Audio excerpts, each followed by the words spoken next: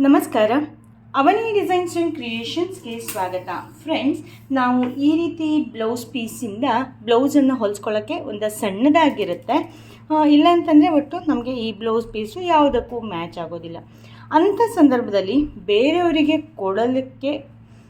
ಕೊಡುವುದನ್ನು ಬಿಟ್ಟು ನಾವು ಹೇಗೆ ಇದನ್ನೆಲ್ಲ ಯೂಸ್ ಮಾಡ್ಕೊಬೋದು ಅಂತ ನಾನು ಇವತ್ತಿನ ವಿಡಿಯೋದಲ್ಲಿ ತೋರಿಸ್ತೀನಿ. ಫ್ರೆಂಡ್ಸ್, ನೀವು ಯಾರೆಲ್ಲ ನಮ್ಮ ಚಾನಲ್ನ ಸಬ್ಸ್ಕ್ರೈಬ್ ಆಗಲಿಲ್ಲ ಸಬ್ಸ್ಕ್ರೈಬ್ ಮಾಡಿ, ಪಕ್ಕದಲ್ಲಿರೋ ಬೆಲ್ ಐಕಾನ್ನ ಪ್ರೆಸ್ ಮಾಡಿ. ನೀವು ಬ್ಲೌಸ್ ಪೀಸನ್ನು ಕೊಡೋ ಬದಲು ಈ ರೀತಿಯಾಗಿ ಮಾಡಿಕೊಂಡು ಕೊಟ್ಟರೆ ತುಂಬ ಚೆನ್ನಾಗಿರುತ್ತೆ. ನಿಮಗೀಗ ಅಂದಾಜು ಆಗಿರ್ಬೋದು ನಾನು ಏನು ಮಾಡ್ತಾಯಿದ್ದೀನಿ ಅಂತ. ಹೌದು, ಸೂಪರಾದ ಒಂದು ಸಿಂಪಲ್ ಆಗಿರುವಂಥ ಒಂದು ಗ್ರ್ಯಾಂಡಾಗಿ ಕಾಣುವಂಥ ಒಂದು ಪೌಚನ್ನು ನಾವಿವತ್ತು ಸ್ಟಿಚ್ ಮಾಡೋಣ. ಯಾವ ಅಳತೆಯನ್ನು ತೊಗೊತೀನಿ ಮತ್ತು ಇಲ್ಲಿ 5 ಬ್ಲೌಸ್ ಪೀಸನ್ನು ಇಟ್ಕೊಂಡು ನಾನು ಏನು ಮಾಡ್ತಾ ಇದ್ದೀನಪ್ಪ ಅಂತ ನಿಮಗೆ ಅನಿಸ್ಬೋದು. ಈಗ ಇದಿಷ್ಟನ್ನು ಸೇರಿಸಿ ಹೇಗೆ ಸ್ಟಿಚ್ ಮಾಡೋದು ಅಂತ ನಾನು ನಿಮಗೆ ತೋರಿಸ್ತೀನಿ. ಈಗ ಏನು ಮಾಡೋಣ ಅಂತಂದರೆ, ನಾನು ಆಲ್ರೆಡಿ ಏನಕ್ಕೂ ಯೂಸ್ ಮಾಡಿರೋದು, ಅದೇನು ಪ್ರಾಬ್ಲಮ್ ಇಲ್ಲ, ನಮಗೇನು ಜಾಸ್ತಿ ಏನು ಬೇಡ. ಹೌದಾ? ಈಗ ಏನು ಮಾಡಬೇಕು, ಇಲ್ಲಿ 2 ಲೇಯರನ್ನೇ ಇಟ್ಕೊಂಡಿದ್ದೀನಿ. 2 ಇಂಚಿಗೆ ಮಾರ್ಕನ್ನು ಮಾಡ್ತೀನಿ. ನಮಗೆ ಜಾಸ್ತಿ ದೊಡ್ಡ ಪೀಸು ಕೂಡ ಬೇಡ. ಹೀಗೆ 2 ಇಂಚಿಗೆ ಮಾರ್ಕನ್ನು ಮಾಡಿದ್ದೀನಿ. ಉದ್ದ ನಾವು ಒಂದು 16 ಇಂಚನ್ನು ಇಟ್ಕೊಳ್ಳೋಣ. ತುಂಬ ಸಣ್ಣ ಪೌಚನ್ನು ಹೊಲಿಯೋದು ಬೇಡ. ಒಂದು ಸ್ವಲ್ಪ ಇರಲಿ, ಸ್ವಲ್ಪ ದೊಡ್ಡಕ್ಕೆ ಏನಾದ್ರು ಯೂಸಿಗೆ ಬರುವಂಥ ಹಾಗೆ ಇರಲಿ.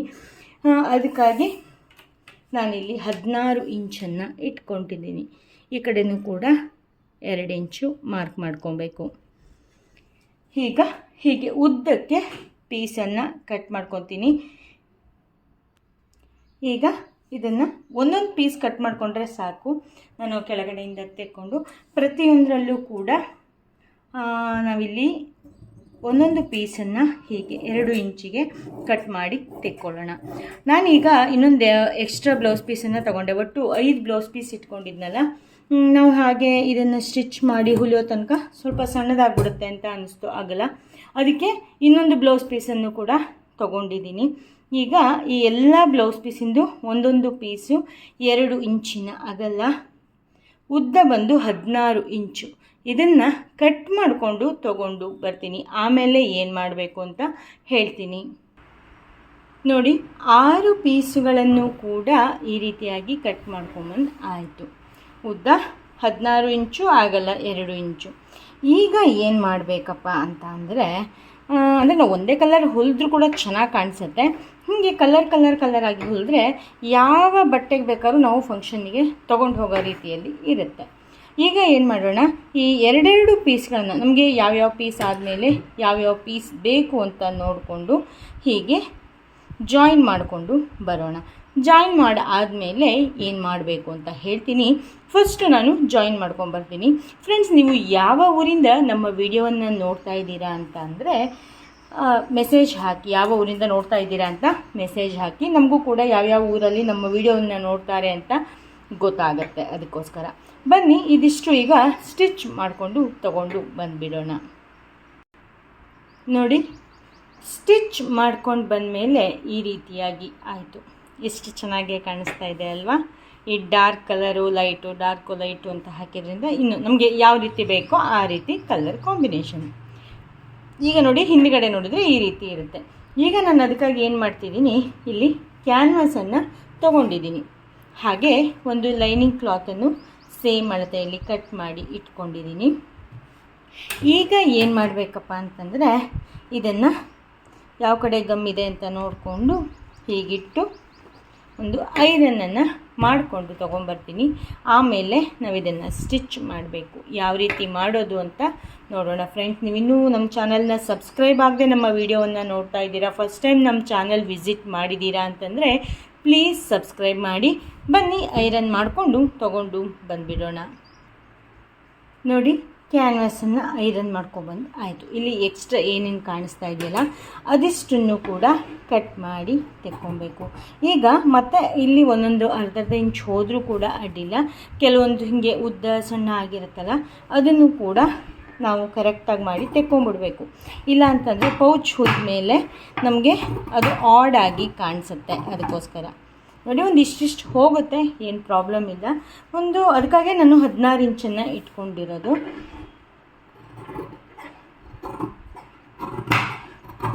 ನೋಡಿ ಹೀಗೆ ನೀಟಾಗಿ ಬಂದರೆ ಪೌಚಿನ ಫಿನಿಶಿಂಗು ಕೂಡ ಚೆನ್ನಾಗಿ ಕಾಣಿಸುತ್ತೆ. ಇಲ್ಲ ಅಂತಂದರೆ ಆಡಾಗಿ ಅನಿಸುತ್ತೆ. ಅದಕ್ಕಾಗಿ ಈ ರೀತಿಯಾಗಿ ಮಾಡ್ಕೋಬೇಕು.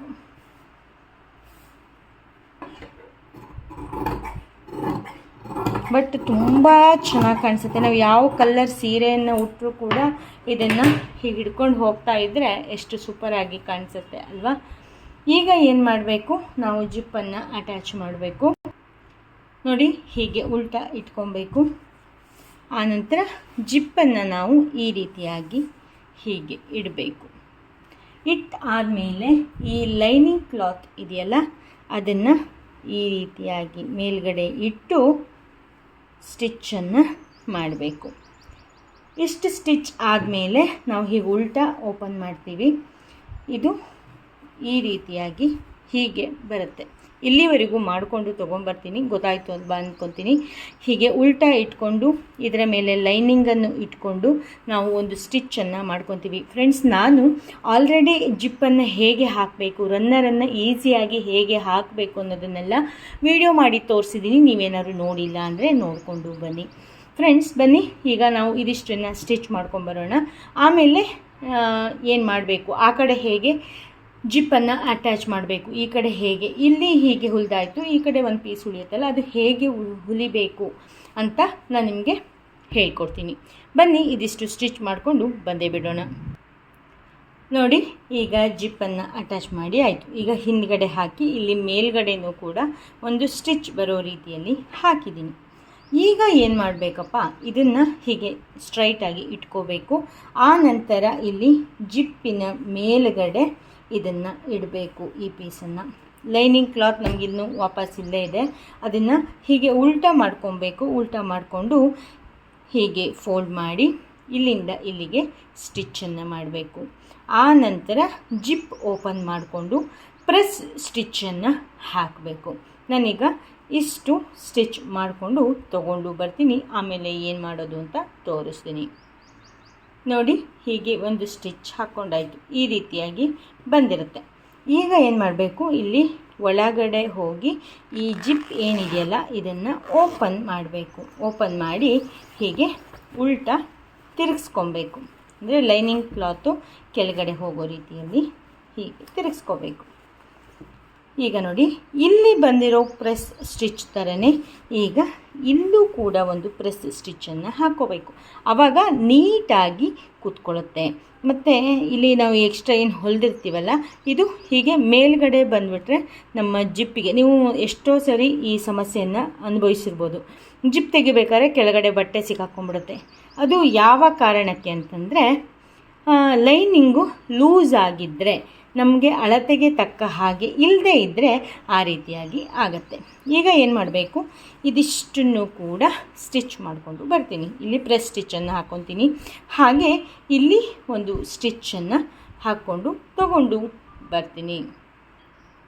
ನೋಡಿ ಈ ರೀತಿಯಾಗಿ ಆಯಿತು. ಎಷ್ಟು ನೀಟಾಗಿ ಕಾಣಿಸ್ತಾ ಇದೆ. ನಾವು ಕ್ಯಾನ್ವಾಸ್ ಹಾಕೋದ್ರಿಂದ ಸ್ಟಿಫ್ ಆಗಿ ಬರುತ್ತೆ. ಈಗ ಏನು ಮಾಡಬೇಕು, ನಾವು ಜಿಪ್ಪನ್ನು ಹಾಕಬೇಕು, ರನ್ನರನ್ನು ಹಾಕಬೇಕು. ಸ್ವಲ್ಪ ದೊಡ್ಡಕ್ಕೆ ಇರೋದ್ರಿಂದ ನಾನಿಲ್ಲಿ 2 ರನ್ನರನ್ನು ಹಾಕ್ತಾಯಿದ್ದೀನಿ.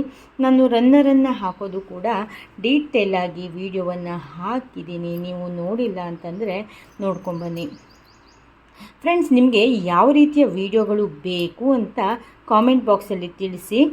ನೀವು ಯಾವ ರೀತಿ ವಿಡಿಯೋ ಬೇಕು ಅಂತ ಕಾಮೆಂಟ್ ಬಾಕ್ಸಲ್ಲಿ ತಿಳಿಸ್ತೀರೋ ಅದೇ ರೀತಿ ವಿಡಿಯೋವನ್ನು ನಾನು ಮಾಡಿ ಹಾಕ್ತೀನಿ. ನೋಡಿ ನಾನು ನಿಮ್ಮ ಹತ್ರ ಮಾತಾಡ್ಕೊತ ನನಗೆ ಇಲ್ಲಿ ಜಿಪ್ ಹಾಕೋಕ್ಕೆ ಬರ್ತಾ ಇಲ್ಲ.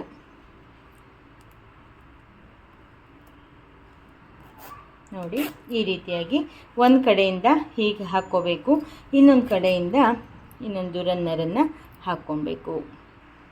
ನೋಡಿ ನಾನಿಲ್ಲಿ 2 ರನ್ನರನ್ನು ಹಾಕ್ಕೊಂಡಿದ್ದೀನಿ. ಈಗ ಏನು ಮಾಡಬೇಕು, ಇದನ್ನು ಈಗ ಮತ್ತೆ ಉಲ್ಟಾ ಮಾಡ್ಕೊಬೇಕು. ಉಲ್ಟಾ ಮಾಡಿಕೊಂಡು ತುಂಬ ಸಿಂಪಲ್ಲಾಗಿ ಅಂತ ಹೇಳಿದೆ. ಈಗ ಏನು ಮಾಡೋಣ, ಜಸ್ಟು ಇಲ್ಲಿಂದ ಇಲ್ಲಿಗೆ 2 ಸ್ಟಿಚ್ಚು, ಹಾಗೆ ಇಲ್ಲಿಂದ ಇಲ್ಲಿಗೆ 2 ಸ್ಟಿಚ್ಚನ್ನು ಹಾಕ್ಕೊಂಡು ತೊಗೊಂಡು ಬರ್ತೀನಿ. ಆನಂತರ ಪೌಚ್ ಯಾವ ರೀತಿಯಾಗಿ ಕಾಣಿಸ್ತಾ ಇದೆ ಅಂತ ನೋಡೋಣ. ರನ್ನರು ಕೆಲವೊಂದು ಸರಿ ಗಮನ ಇಟ್ಟು ಹಾಕಿಲ್ಲ ಅಂದರೆ ಹಾಕೋದು ಸ್ವಲ್ಪ ಕಷ್ಟನೇ ಆಗುತ್ತೆ, ಅದಕ್ಕಾಗಿ ಆ ರೀತಿಯಾಗಿ ಹೇಳಿದ್ದು. ಓಕೆ, ನಾವೀಗ 2 ಕಡೆಯೂ ಕೂಡ ಸ್ಟಿಚ್ ಮಾಡಿಕೊಂಡು ತಂದುಬಿಡೋಣ.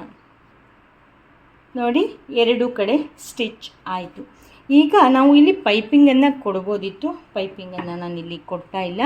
ಈ ರೀತಿ ಕತ್ರಿ ಸಹಾಯದಿಂದ ನಾನೇನು ಮಾಡ್ತಾಯಿದ್ದೀನಿ, ಜಸ್ಟ್ ಹೀಗೆ ಕಟ್ ಮಾಡ್ತಾಯಿದ್ದೀನಿ. ಹೀಗೆ ಕಟ್ ಮಾಡೋದ್ರಿಂದ ನಮಗೆ ಬಟ್ಟೆ ಯಾವುದೇ ರೀತಿಯಾಗಿ ಬಿಚ್ಕೊಳ್ಳೋದಿಲ್ಲ. 2 ಕಡೆಯೂ ಕೂಡ ಈ ರೀತಿಯಾಗಿ ಕಟ್ ಮಾಡ್ಕೊಬೇಕು. ಮತ್ತು ಸುಮಾರು ಜನ ಕಾಮೆಂಟ್ ಹಾಕಿದ್ರಿ, ಈ ಸೀಸರಿಗೆ ಏನು ಅಂತಾರೆ ಅಂತ. ಇದಕ್ಕೆ ಜಿಗ್ಜಾಗ್ ಕತ್ರಿ ಅಂತಲೇ ಕರೀತಾರೆ ನೋಡಿ. ಮತ್ತು ನೀಟಾಗೂ ಕೂಡ ಕಾಣಿಸುತ್ತೆ. ಇದು ಫುಲ್ ದಪ್ಪ ಆಯ್ತಲ್ಲ, ಅದಕ್ಕಾಗಿ ಒಂದು ಸ್ವಲ್ಪ ಕ್ಯಾನ್ವಾಸು ಎಲ್ಲ ಇರೋದ್ರಿಂದ ಒಂಚೂರು ಕಟ್ ಮಾಡೋಕ್ಕೆ ಕಷ್ಟ ಅನ್ನಿಸ್ತು. ಇಲ್ಲ ಅಂತಂದರೆ ನಾರ್ಮಲಾಗಿ ಕಟ್ ಮಾಡಬಹುದು.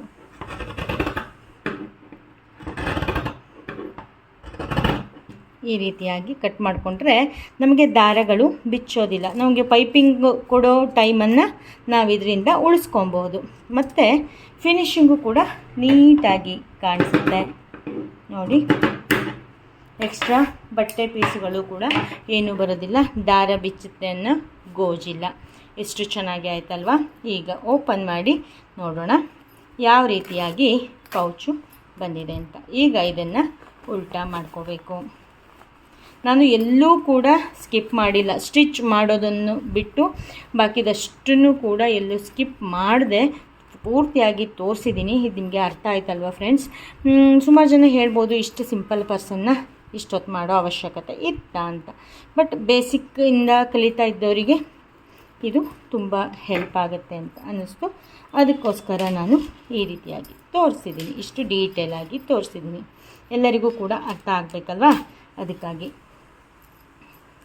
ನೋಡಿ ಈ ರೀತಿಯಾಗಿ ಪೌಚ್ ರೆಡಿ ಆಗಿ ಬಿಡುತ್ತೆ ನೋಡಿ. ಹೀಗೆ ಮದುವೆ ಮನೆಗೆ ಹೀಗೆ ಹಿಡ್ಕೊಂಡು ಹೋದರೆ ಎಷ್ಟು ಚೆನ್ನಾಗಿ ಕಾಣಿಸುತ್ತೆ ಅಲ್ವಾ. ನಾವು ಬೇಕಾದ್ರೆ ಇದಕ್ಕೆ ಒಂದು ದಾರವನ್ನು ಹಾಕ್ಕೊಂಡ್ರೂ ಕೂಡ ಏನಾಗುತ್ತೆ, ಚೆನ್ನಾಗೇ ಆಗುತ್ತೆ, ನೀಟಾಗಿ ಬರುತ್ತೆ. ಇದು ಹೀಗೆ ಬರುತ್ತೆ. ನಾನಲ್ಲಿ ಪೂರ್ತಿ ಒಳಗಡೆ ಹಾಕಿಲ್ಲ, ಶೇಪ್ಲೆಸ್ ಆಯಿತು ಅಂತ ಅಂದ್ಕೊಬೇಡಿ. ಮತ್ತು ನಮಗೆ ಇದು ರಿಟರ್ನ್ ಗಿಫ್ಟ್ ಕೊಡಲಿಕ್ಕೂ ಕೂಡ ತುಂಬ ಚೆನ್ನಾಗಿ ಆಗುತ್ತೆ. ನಿಮಗೆ ಈ ವಿಡಿಯೋ ಇಷ್ಟ ಆಯಿತು ಅಂತ ಅಂದ್ಕೊತೀನಿ. ಇಷ್ಟ ಆದರೆ ಲೈಕ್ ಮಾಡಿ, ಶೇರ್ ಮಾಡಿ, ಕಾಮೆಂಟ್ ಮಾಡಿ. ನೆಕ್ಸ್ಟ್ ಯಾವ ವಿಡಿಯೋ ಬೇಕು ಅಂತ ಕಾಮೆಂಟ್ ಮಾಡಲಿಕ್ಕೆ ಮರಿಬೇಡಿ ಅಂತ ಹೇಳ್ತಾ ಇವತ್ತಿನ ವಿಡಿಯೋವನ್ನು ಮುಗಿಸ್ತಾ ಇದ್ದೀನಿ. ನೀವು ಫೇಸ್ಬುಕ್ ಪೇಜಲ್ಲಿ ನೋಡ್ತಾ ಇದ್ದರೆ ಪ್ಲೀಸ್ ಫೇಸ್ಬುಕ್ ಪೇಜನ್ನು ಕೂಡ ಫಾಲೋ ಮಾಡಿ ಅಂತ ಹೇಳ್ತಾ ಇವತ್ತಿನ ವಿಡಿಯೋನ ಇಲ್ಲಿಗೆ ಮುಗಿಸ್ತೀನಿ. ನೆಕ್ಸ್ಟ್ ಅಪ್ಡೇಟಲ್ಲಿ ಹೊಸ ವಿಡಿಯೋದೊಂದಿಗೆ ಮತ್ತೆ ಸಿಗ್ತೀನಿ. ಅಲ್ಲಿವರೆಗೂ ಕೂಡ thank you, bye, take care, ಶುಭ ದಿನ. ವಿಡಿಯೋ ನೋಡಿದ್ದಕ್ಕಾಗಿ ಧನ್ಯವಾದಗಳು. ನೆಕ್ಸ್ಟ್ ಅಪ್ಡೇಟಿಗಾಗಿ ಕಾಯ್ತಾ ಇರಿ. Thank you, bye, take care, ಶುಭ ದಿನ.